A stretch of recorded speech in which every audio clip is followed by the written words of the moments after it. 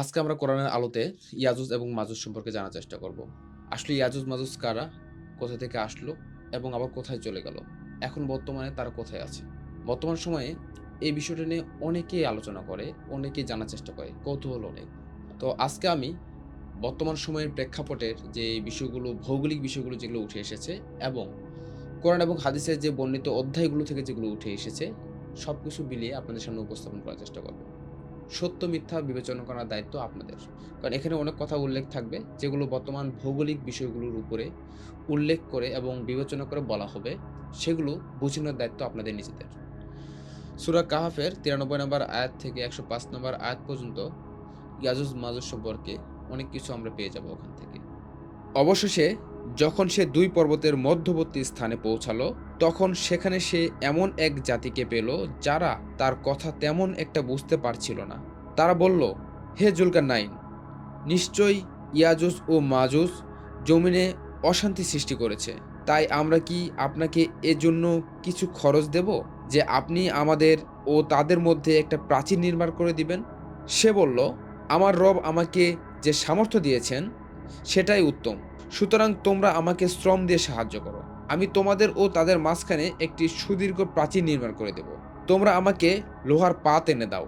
অবশেষে যখন সে দু পাহাড়ের মধ্যবর্তী জায়গায় সমান করে দিল, তখন সে বলল, তোমরা ফু দিতে থাকো। তৎপর যখন সে তা আগুনে পরিণত করল, তখন বলল, তোমরা আমাকে কিছু তামা দাও, আমি তা এর উপর ঢেলে দেই। এরপর তারা ইয়াজুজ মাজুজ প্রাচীরের উপর দিয়ে অতিক্রম করতে পারল না এবং নিচে দিয়েও তা ভেদ করতে পারল না। সে বলল, এটা আমার রবের অনুগ্রহ।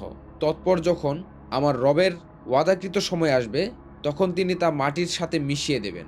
আর আমার রবের ওয়াদা সত্য। আর সেদিন আমি তোমাদের এমন অবস্থায় ছেড়ে দেব যে তারা একদল আরেক দলের উপরে তরঙ্গমালার মতো আছড়ে পড়বে এবং শিঙায় ফু দেয়া হবে। তৎপর আমি তাদের সকলকে একত্রে করব এবং আমি সেদিন কাফিরদের জন্য জাহান্নামকে সরাসরি উপস্থিত করব। আমার স্মরণ থেকে যাদের চোখ ছিল আবরণে ঢাকা এবং যারা শুনতেও ছিল অক্ষম, যারা কুফরি করেছে, তারা কি মনে করেছে যে তারা আমার পরিবর্তে আমার বান্দাদেরকে অভিভাবক রূপে গ্রহণ করবে? নিশ্চয়ই আমি জাহান্নামকে কাফিরদের আপ্যায়নের জন্য প্রস্তুত করেছি। বলো, আমি কি তোমাদের এমন লোকদের কথা জানাবো যারা আমলের দিক থেকে সবচেয়ে বেশি ক্ষতিগ্রস্ত?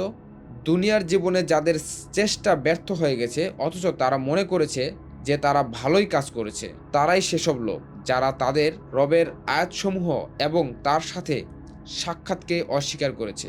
ফলে তাদের সকল আমল নিফল হয়ে গেছে।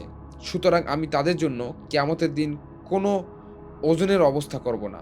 তো বর্তমান সময়ে আমাদের চোখের সামনে একটা ভিডিও বারবার ঘোরাফেরা করছে। সেটা হলো আর্জেন্টিনার একটা পাশে তুষার আবৃত একটা জায়গায় পাথরের উপরে কিছু প্রতিবিম্ব দেখা যাচ্ছে। আসলে এগুলো কিসের প্রতিবিম্ব? আমরা কেউ জানি না। বা এটার সাথে জুলকারনাইনের যে বর্ণিত যে কোরআনের আয়াতগুলো আছে, এটার কতটুকু মিল আছে? আমরা সেটা একটু বোঝার চেষ্টা করব। আর বর্তমান প্রেক্ষাপট এবং কোরআন হাদিস সবকিছু মিলিয়ে আমরা বোঝার চেষ্টা করব যেটা আসলে কতটুকু সত্যতা রয়েছে জুলকারনাইনের সেই কাহিনীর সাথে। তবে হ্যাঁ, আমরা কেউই জানি না বা শতভাগ নিশ্চিত করে বলতে পারবো না যে জুলকারনাইনের যেই বর্ণিত যে বিষয়টা বা বর্ণিত যে কাহিনীটা এটার সাথে এটাই সম্পর্কিত। আমরা এটা বলতে পারবো না। তবে আমরা আংশিক একটা ধারণা নিতে পারবো বা বিশ্লেষণ করতে পারবো। এই বিষয়টা বর্তমানে এই প্রতিবিম্বটা আমাদের চোখের সামনে বেশি ঘোরাফেরা করছে। যেমন নিচের দিকে যদি খেয়াল করা হয়, একটা মানুষের মাথা আকৃতি, তার নিচের দিকে কোনো একটা পুতুলের মাথা আকৃতি লাগছে। আর তার উপরে যদি খেয়াল করা হয়, এখানে মনে হচ্ছে কোনো একটা মাকড়সা টাইপের কোনো কিছু একটা ধরে আছে। একটা মূর্তিতে অনেক কিছু বোঝানো যাচ্ছে। এখন একটু বড় করে যদি ভালো করে খেয়াল করা যায়, তাহলে বোঝা যাচ্ছে এটা মাথা, একটা মুকুট পরে আছে, এটা হাত, পেটের ভিতরে আবার একটা মাথা, আর একটা স্টিলের পাত বা যুদ্ধের যেই যুদ্ধের যে ইয়েগুলো ব্যবহার করা হয় থালার মতো, যাই হোক নাম জানি না তো সেটা। আর নিচে খেয়াল করলে বোঝা যাচ্ছে কি, এটা যাই হোক উল্লেখ করতে চাচ্ছে না, ওরকম কিছু একটা লাগছে।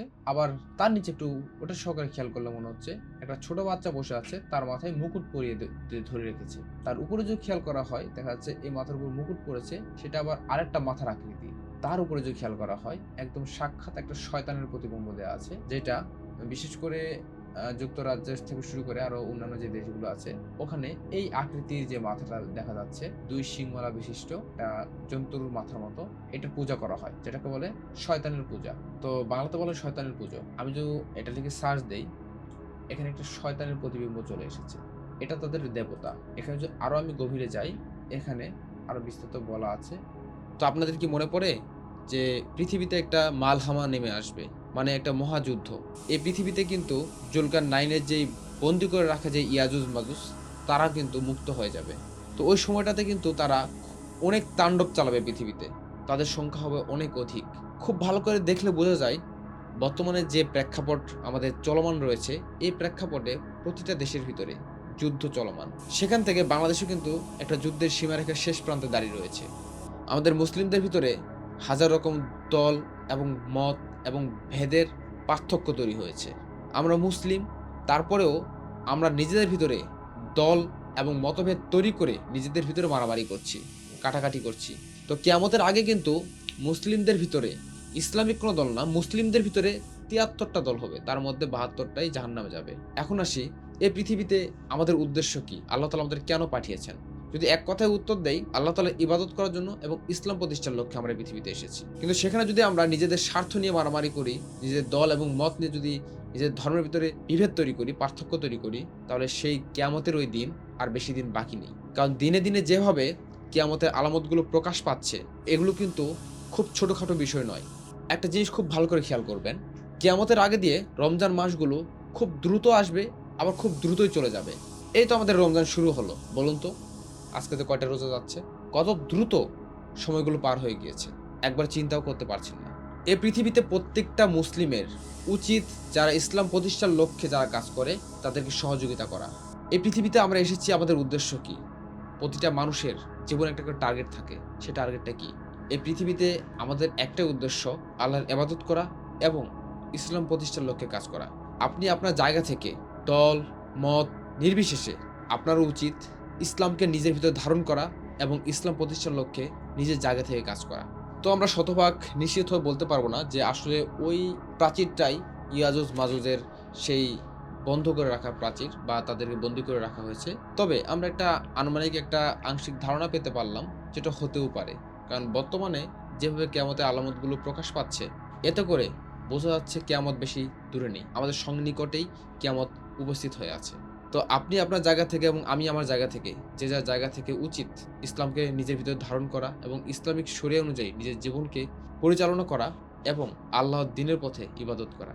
তো আপনারা খুবই দ্রুত ভিডিওটি শেয়ার করে দিবেন এবং যারা জানে না তাদেরকে জানার সুযোগ করে দিবেন। কারণ এটা ইয়াজুজ মাজুজ হতেও পারে, আবার নাও হতে পারে। যার যেটা মতভেদ তারা কমেন্ট করে জানাবে এবং এটার বিষয়ে আরও বিস্তারিত জানার থাকলে অবশ্যই কমেন্ট করবেন। আমি আরও রিসার্চ করে এটার বিষয়ে আরো বিস্তারিত আপনাদের সামনে উপস্থাপন করার চেষ্টা করব ইনশাআল্লাহ। ভালো থাকবেন। আল্লাহ হাফেজ।